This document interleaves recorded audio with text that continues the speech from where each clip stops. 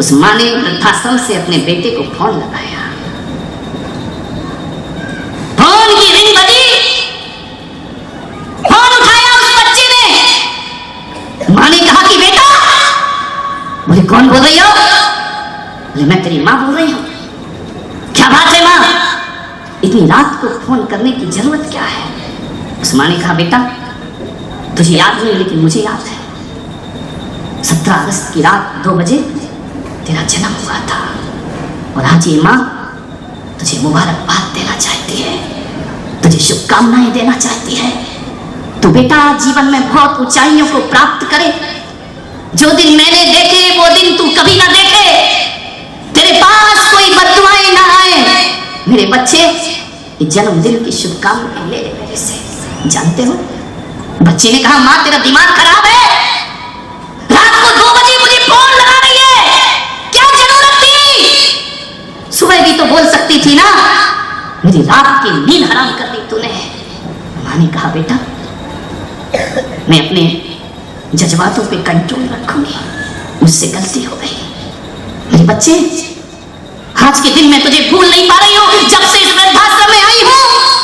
आज 17 अगस्त की रात तेरी नींद खराब हो गई। मेरी नींद तो 2.5 साल से उड़ी पड़ी है इस वृद्धाश्रम में। बेटा मुझे माफ कर कि मैंने तुझे फोन कर दिया, लेकिन एक बात याद रखना मेरे बच्चे, आज मैंने तेरी नींद हराम की है, आज के बाद कभी नींद हराम ना करूंगी।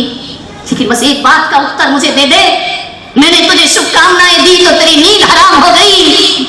आज की रात जब तू पैदा हुआ था मेरी पूरी रात की नींद हराम हुई थी, उस रात की क्या कीमत होगी मेरे पास? आज तेरे लिए मैं दर्द से तड़पी थी, उस रात की कोई कीमत है तेरे पास? एक रात की नींद हराम तो तुझे गुस्सा आ गया। मेरे भाई एक बात तो बता दो, आज बुढ़ापे में माँ बाप कुछ बोलते हैं तुम्हें कितना गुस्सा आता है? सोचिए, याद करो बचपन के वो दिन जब तुम्हारे आंगन में एक चिड़िया आकर बैठी थी, तुमने पापा से पूछा था कि पापा ये क्या है? पापा ने कहा था बेटा ये चिड़िया है। तुमने फिर पूछा पापा ये क्या है? थोड़ी देर बाद पापा ने फिर कहा कि बेटा ये चिड़िया है। आधे घंटे बाद फिर तुमने पूछा पापा ये क्या है? पापा ने कहा बेटा ये चिड़िया है। तुमने 10 बार पूछा, पापा ने 10 बार बताया। पापा को गुस्सा नहीं आता। और आज एक बूढ़े माँ बाप एक बात को 2 बार पूछ ले तो आप कहते तुमको समझ नहीं पड़ता है एक बार का, कितनी बार पूछते हो? मान्यवर कहां से लाओगे माँ के दिन वापस लौटा करके? जन्मदिन की शुभकामनाएं नहीं लेता बेटा। बुढ़िया दुखी थी। एक दिन बुढ़िया ने पूछा कि बेटा जरा ये तो बताओ कि मेरा कसूर क्या है? मेरे जीवन का अंतिम समय है, बुढ़ापा निकट है, बस ये माँ एक बात सुनना चाहती है मरने से पहले। ये बताओ मेरे बच्चे मेरा कसूर क्या था जो तू मुझसे नफरत करता था? उस बेटे ने कहा माँ तूने पाला है, पोसा है, बड़ा किया है, 500 रुपए महीने वृद्धाश्रम में भेजता हूं। लानत है ऐसी औलाद को जो माँ को उसकी सेवा की प्यार की कीमत चुकाया करते हैं। 500 रुपए महीने भेजता था वो, 2.5 साल रही वो माँ वृद्धाश्रम में, हर महीने 500 रुपए भेज दिया करता था। माँ ने कहा तू भेजता है, बहुत एहसान है तेरा मेरे ऊपर, लेकिन एक बात बता दे बेटा तू मुझसे नफरत क्यों करता है? उसने कहा माँ मैं इसलिए नफरत करता हूं कि मैंने कौन सा पाप किया था, कौन सा मैंने पिछले जन्म में जो मुझे तेरी जैसी माँ मिली।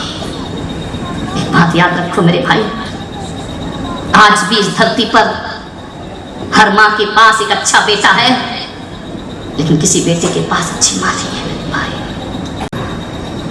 उसने कहा मैं अभागा हूं, तुझसे पैदा हुआ, मुझ में क्या कमी है बेटा? तू सुंदर नहीं है, तू खूबसूरत नहीं है, तू देखने में अच्छी नहीं लगती है और इतनी बदसूरत है तू। एक तो तेरा रंग काला है, तू असभ्य है, तू गांव की रहने वाली है, तुझे बोलना भी नहीं आता है कैसे बात करते हैं। और एक सबसे जो कमी रही तेरे जीवन की वो मुझे खटकती रही कि तू एक आंख से कानी है, तेरी आंख नहीं है। नादान औलाद, हमारा देश तो वो देश है जिस देश में हम लोग रहते हैं, यहाँ माँ की सुंदरता नहीं, माँ की ममता देखी जाती है, माँ का प्यार देखा जाता है। और मैं तो कहता हूँ माँ के प्यार से बड़ी सुंदरता दुनिया में कोई दूसरी। कैसा कहता है एक बेटा की मुझे शर्म आती है तुम्हारी शक्ल सूरत देखने में। मेरे भाई, हम तो उस देश के लोग जहां पर नदियों को माँ कह के बुलाते हैं, हम तो उस देश के लोग जहां गाय को माँ कह करके बुलाया जाता है, हम उस देश के लोग हैं जो हमें अनाज देती है उस धरती को धरती माता कह करके बुलाया करते हैं, और जो हमें पानी पिलाती है उस नदी को गंगा मैया कह करके हम बुला लिया करते हैं। मान्यवर ध्यान रखिए, और जो हमारे कल्याण में कारण बनती है, अरे कागज पर लिखी इबारत को हम लोग जिनवाणी माता कह करके बुलाया करते हैं। क्या सुंदरता देखना माँ की। माँ सुंदर नहीं है, माँ को बोलना नहीं आता। अरे नादान, तुझे बोलना इस माँ ने सिखाया था। अरे जब बच्चा बड़ा होकर माँ को चुप करता है ना, तो ऐसा लगता है इसकी जुबान गल के गिर जाना चाहिए। जिस माँ ने बोलना सिखाया उसको चुप कहा करते हो। ध्यान रखिए, उस माँ ने कहा बेटा कोई बात नहीं, समय बीता, वक्त बीता, आज ये हालात है घरों में।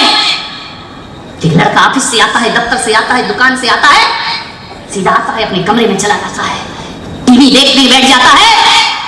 आज घर में सब कुछ दिखता है। आज मैं तुम्हारे घरों में जाता हूं, 70% ऐसे घर हैं जिस घर में नौकर होते हैं, चाकर होते हैं, पत्नी होती है, बच्चे होते हैं, लेकिन उस घर में माँ नहीं होती है। ध्यान रखिए, मैं पूछता हूं कि माँ कहाँ है। एक आदमी के घर में आहार करने को गया, क्या देखा मैंने? 5 मंजिल का मकान, उस 5 मंजिल के मकान में 20 कमरे। मैंने उस आदमी से पूछा, मेरे भाई कितने लोग रहते हैं इसमें? वो इतना होशियार आदमी, उसने मेरा आहार 5वीं मंजिल पे कराया। 20 कमरे कहां चढ़ाया? 5वीं वाला पे। मैंने कहा भाई तो इतने ऊपर लेके क्यों आया? आहार भोजन तो नीचे भी हो सकता था ना। बोले नहीं महाराज, यदि आप नीचे आहार करते तो मेरा घर कैसे देखते? धर तेरे की आदमी। मैंने कहा जो तू घर मुझे दिखा रहा है, इन घरों को संत लात मार के आता है। ध्यान रखिए, तब जाकर वो संत हुआ करता है, सन्यासी हुआ करता है। मैंने कहा एक बात बता, ये घर घर में ही लगता मुझे, बता तेरी माँ कहाँ है? उसने नजरें झुकाई, बोले इसी गांव में है, छोटे भाई के साथ रहती है। मैंने कहा तेरे साथ क्यों नहीं रहती है? बोले मेरी पत्नी से उसका बनता नहीं है। विचार करिए आप, 20 कमरे। मैंने कहा कौन कौन हो तुम घर में? बोले हम 2, हमारा। तुमको कैसे मालूम 2? हम 2, हमारा 1। ध्यान रख, 2 नहीं है। मैंने कहा 3 लोग और 20 कमरे, क्या काम आते हैं ये? बोले जरूरत तो हमें कुछ नहीं है, लेकिन जब से पड़ोसी की 4 मंजिल की बिल्डिंग बनी है ना, तब से सीने में आग लगी थी कि हम 5 मंजिल की बना करके। एक विचार करिए। मैंने कहा तेरे घर में माँ नहीं है? बोले नहीं, बनती नहीं है मेरी माँ से। मैंने कहा तेरी माँ से नहीं बनती हो, पत्नी से? बोले वो अर्धांगिनी है, आधा। मैंने कहा एक काम कर, तू ड्रेसिंग टेबल के सामने जा और वहां देख पत्नी अर्धांगिनी कैसे है। पैर के नाखून से लेकर सिर तक देखना, इस शरीर के निर्माण में पत्नी का क्या सहयोग है। जाके देखना आज घरों में जिनकी शादी हो गई है, जाके देखना इस शरीर के निर्माण में पत्नी का क्या योगदान है। एक बात याद रखना, दर्पण कहेगा पागल, तेरे शरीर को बनाने में दुनिया में किसी का योगदान नहीं। पैर के नाखून से सिर तक तेरा निर्माण हुआ है, कि सारा अंग तेरी माँ का दिया हुआ है। ध्यान रखना, ये अंग किसी ने नहीं दिया।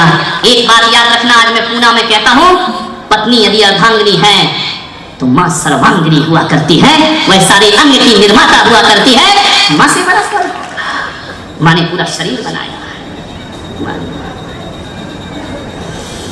माँ बहुत दुखी थी, खून के आंसू बहा रही थी वृद्धाश्रम में बैठ करके। क्या यही दिन देखने को मैं इस धरती पर थी। एक दिन उस बेटे को ऐसा लगा, ना जाने क्या हुआ, किस संत की सभा में चला गया, किसका उपदेश सुन लिया, किसका प्रवचन सुन लिया, उसके सीने पर चोट लगी। उसने कहा कि जिंदगी भर जिस मां से मैं नफरत की है, चलो आज मिल के आता हूं। ना जाने कैसी बुद्धि बदल गई उसकी, आज मिलता हूं मां से जाके। गया वृद्धाश्रम में, और जाकर के वृद्धाश्रम में लोगों से पूछा कि यहाँ एक बूढ़ी रहती है, नाम बताया। बोले कौन है ये? बोले मेरी माँ है, उसकी एक आंख नहीं है, मैं उससे मिलना चाहता हूं। वृद्धाश्रम के संचालक बाहर निकल के आई, बोले किसकी बात करते हो? उसने फोटो दिखाई, ये? बोले हाँ। बोले भाई साहब बहुत लेट हो गए तुम, वो इस दुनिया से जा चुकी है, लेकिन अंतिम सांस तक तुम्हारा नाम ले रही थी। वो जिसने जीवन भर नफरत की, वो अंतिम सांस तक तेरा नाम लेती रही, और जाते जाते वो मुझसे कह गई है कि मेरा विश्वास है, मेरा मन कहता है कि मेरा बेटा लौट कर जरूर आएगा। वो 2 लिफाफे दे करके गई है मुझे। भाई साहब अपनी माँ के 2 लिफाफे साथ लेकर के जाओ। लिफाफे? हाँ, आज उसके जीवन में जो गहरा सन्नाटा था वो कभी ना होगा। लिफाफे दिए वृद्धाश्रम के संचालक ने, लिफाफे खोलता है, 25,000 रुपए रखे हैं उसमें। दूसरा लिफाफा खोलता है, उसमें पत्र लिखा है माँ ने। उस माँ ने लिखा, मेरे बेटे मुझे मालूम है कि जब तक मेरी सांस है तू मुझसे नहीं मिल पाएगा, लेकिन मेरी माँ की आत्मा भी ये कहती है कि एक दिन तू जरूर आएगा, और जब तू आएगा, जब ये चिट्ठी तेरे हाथ में होगी, तब मैं इस दुनिया में नहीं होंगी। लेकिन मेरे बच्चे, मैं जाते जाते माँ तुझसे कुछ कहना चाहती है। ये माँ तुझे कुछ बताना चाहती है मेरे बेटे। जो दिन मैंने देखे वो दिन तू कभी मत देखना। जैसा समय मैंने गुजारा, औलाद के रहते हुए भी बिना औलाद की जिंदगी गुजार दी। मैंने तुझे पाल पोस कर बड़ा किया, लेकिन मृत्यु के अंतिम समय तक मेरे बच्चे एक शब्द के लिए तरसती रही। तू झूठ में ही एक बार मुझे माँ कह करके बुला देता तो मेरा जीवन सार्थक हो जाता। पर बेटे इसमें तेरी कोई गलती नहीं, मेरी परवरिश में कुछ कमी रही होगी। मेरे बच्चे देख, मैं एक लिफाफे में तुझे इतने रुपए रख कर दे जा रही हूं। तू जानता है ना मेरे पास तो कुछ नहीं था।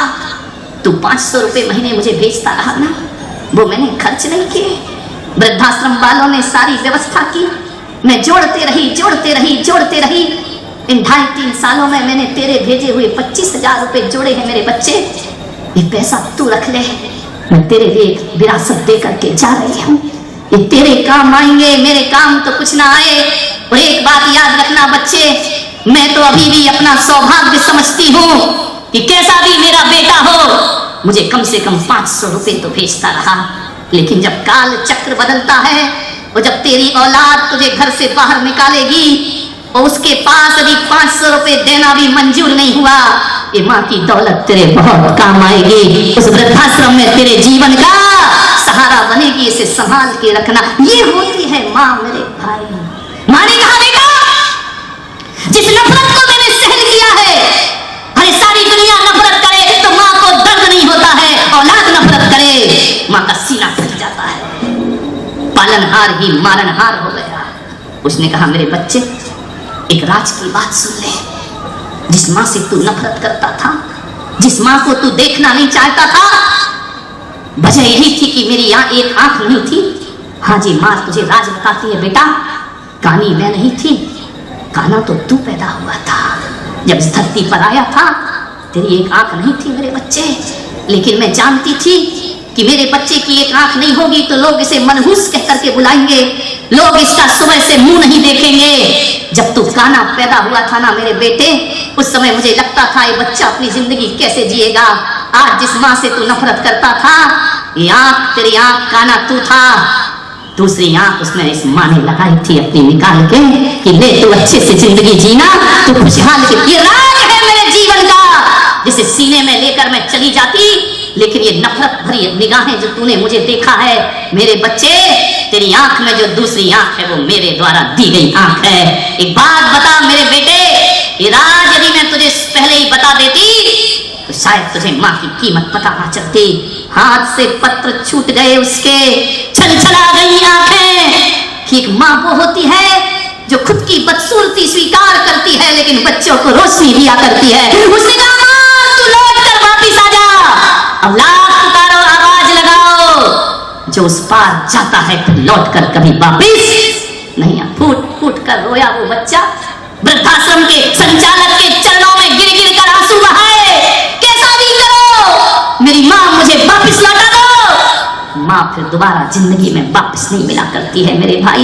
एक दोस्त छूट जाए तो नया दोस्त बन जाता है, एक पत्नी छूट जाए तो नई पत्नी आ जाती है, एक रिश्तेदार छूट जाए तो नए रिश्तेदार बन जाते हैं। लेकिन माँ बाप छूट गए तो दोबारा फिर कभी माँ बाप मिलते नहीं। माँ बाप की कीमत समझो मेरे भाई, ध्यान रखिए। क्या नहीं करते हमारे माता पिता हमारे लिए। अश्क में भीगी हुई मुस्कान का हम क्या करेंगे, अश्क में भीगी हुई मुस्कान का हम क्या करेंगे, छल फरेबों में मिले सम्मान का हम क्या करेंगे।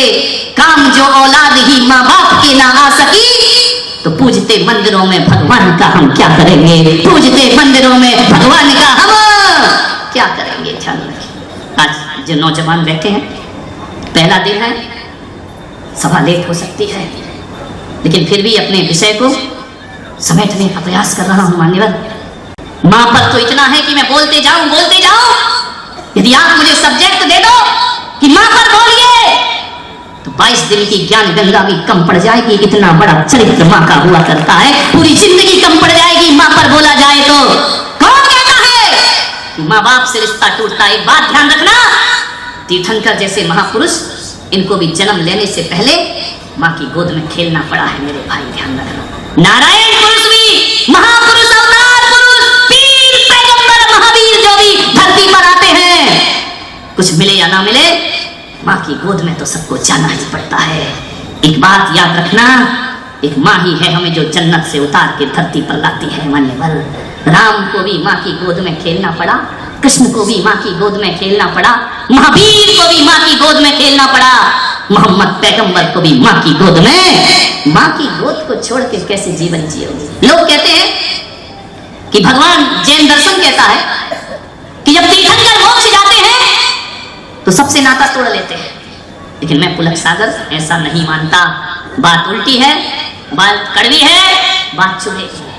तीर्थंकर सबसे नाता तोड़ सकते हैं, कर्मों से नाता तोड़ सकते हैं, संसार से नाता तोड़ सकते हैं, दुनिया से नाता तोड़ सकते हैं, लेकिन कोई भी महापुरुष ऐसा नहीं हुआ, भले वो भगवान बन जाए, लेकिन माँ बाप से नाता कोई नहीं तोड़ सकता है। ध्यान रखिए, ना घर में रहकर, ना सन्यासी बनकर माँ बाप का नाम कोई नहीं भुला सकता है। आज भगवान महावीर, भगवान पारसनाथ, राम, कृष्ण ये दुनिया से नाता तोड़कर चले गए, लेकिन आज भी दुनिया जब इन्हें याद करती है, ये दुनिया के भगवान क्यों ना बन जाएं, लेकिन आज भी दुनिया याद करती है तो त्रिशला नंदन वीर की और जय बोलो महावीर की। ध्यान रखिए, आज भी त्रिशला नंदन है वो, आज भी कौशल्या नंदन है वो, आज भी वो अश्वसेन के राज दुलारे बर्मा माता की आंखों के माँ बाप हमारी पहचान है, हमारा इतिहास है। एक बात बताओ, जायज औलाद कौन है? जिसके माँ बाप का नाम हुआ करता है। और नाजायज औलाद कौन होती है? जिसके माता पिता का नाम, माता पिता ने हमें वंश दिया है, माता पिता ने हमें सम्मान दिया है। और एक बात याद रखिए, यदि माता पिता बचपन में छोड़ देते तो तुम्हें कोई जायज औलाद नहीं कहता मेरे भाई, नाजायज औलाद हो जाते तुम। एक माँ बाप ने अपना चरित्र संभाला है जिंदगी भर, तब तुम आज इज्जत की जिंदगी जी पा रहे हो। ध्यान रखिए, माँ बाप ने अपने अरमानों का गला घोंटा है। ध्यान रखना, एक डॉक्टर बेटा, एक इंजीनियर बेटा, एक वकील, एक मजिस्ट्रेट, एक प्रधानमंत्री, एक संत। एक बात याद रखना, आज जो आदमी जहां भी है ना, ये मत सोचना कि अपनी मेहनत और पढ़ाई के दम पर है। अरे तुम डॉक्टर बाद में बने हो, तुम्हें डॉक्टर बनाने का सपना तुम्हारे माँ बाप ने पहले देखा था। ध्यान रखिए, वकील बनाने का सपना माँ बाप ने देखा था। एक नरोत्तम मिश्रा, एक मंत्री है मध्य प्रदेश में, डबरा में वो रहते हैं, मुझे ले गए कि मैंने एक महालक्ष्मी का मंदिर बनाया है, संत जी आप उस मंदिर में चलेंगे? मैंने कहा चलो, मुझे क्या है। गया, बहुत सुंदर लक्ष्मी नारायण का मंदिर बनाया है, लेकिन मंदिर के सामने उसे आदमकद की 2 मूर्तियां स्थापित की है। मंदिर के सामने उसके माता पिता की मूर्ति। मैंने नरोत्तम मिश्रा से कहा कि क्या है? तो उन्होंने कहा ये हमारे माता पिता है। इनका इनकी मूर्ति क्यों बनाई है? मुझे आज मैं जो कुछ भी हूं अपने माँ बाप की बदौलत हो गया। हकीकत में कहूं तो तो दुनिया के लिए लक्ष्मी नारायण अंदर बैठे हैं, मेरे लक्ष्मी नारायण तो मेरे माँ बाप हुआ करते हैं। ध्यान रखिए। अरे कहीं भी दान लिखाओ ना, अपने नाम से दान मत लिखाना। असली औलाद हो तो माँ बाप के नाम से दान लिखाना चाहिए। ध्यान रखिए। कुछ भी करो, माँ बाप को बनाओ, माँ बाप को रखो हर जगह। एक बेटा पढ़ लिख के बाहर चला गया, बस अपनी बात समाप्त करता हूं। पढ़ लिख के बाहर गया बेटा, उसने एक बहुत बड़ा शोरूम खोला, उद्घाटन था उसका।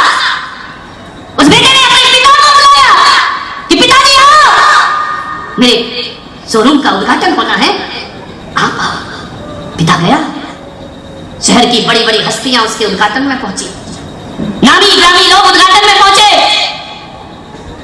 बेटा बाप भी वहीं खड़ा, उस बाप का सीना गर्व से फूल गया। उसने कहा मेरे बेटे ने मेरी मेहनत सार्थक कर दी। उसने बेटे से पूछा कार्यक्रम के बाद कि बच्चे ये तो बता, दुनिया में सबसे ज्यादा ताकतवर कौन है? उस बच्चे ने कहा पिताजी सबसे ज्यादा ताकतवर मैं हूं, मैंने देखो कितना बड़ा शोरूम बनाया है। पिता की नजरें झुक गई। ये बेटा कह रहा है मैंने तो ऐसे संस्कार नहीं दिए, ये कह रहा कि सबसे ताकतवर मैं हूं। बेटे बाप ने कहा तो मैं चलूं? जाओ पिताजी। फिर लौट के आया बाप, उसका बेटा एक बात सच बता, दुनिया में सबसे ज्यादा ताकतवर कौन है? कुछ और उत्तर की अपेक्षा थी बाप को। उसने कहा पिताजी सबसे ज्यादा ताकतवर मैं हूं। अरे तू है, तुझे अहंकार आ गया? नहीं पिताजी मैं बहुत ताकतवर हूं। बोले क्यों? बोले इसलिए कि मेरे ऊपर तुम्हारा आशीर्वाद है, और जिसके ऊपर तुम्हारे जैसे पिता का आशीर्वाद होगा उससे बड़ा ताकतवर दुनिया में कोई और नहीं हुआ करता है।